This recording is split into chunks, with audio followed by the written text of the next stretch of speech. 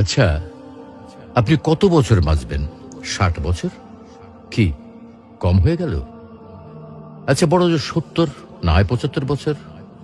আর যদি খুব লাকি হন তাহলে 80 অথবা তার একটু বেশি।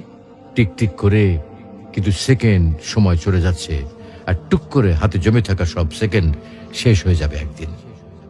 একজন মানুষের কাছে যখন কয়েকশো কোটি টাকা থাকে তখন তাকে টাকার বিলাসিতা মানায়। যার কাছে কয়েকশো টাকা আছে তাকে কিন্তু টাকার বিলাসিতা মানায় না। আপনার আয়ু যদি কয়েক হাজার বছর হতো তাহলেই সময়ের বিলাসিতা আপনাকে মানাতো।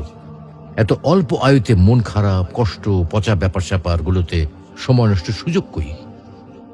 তার চেয়ে বরং ফ্যামিলিকে সময় দিন, ভালো বই পড়ুন, টুক করে বেরিয়ে আসুন চমৎকার কোনো জায়গা থেকে। রাত জেগে আকাশ দেখুন, ভোরের সূর্যোদয় দেখুন, সন্ধ্যায় পাখিরা কিভাবে ঘরে ফেরে সেটা দেখুন, নদীর ঢেউ অনুভব করুন।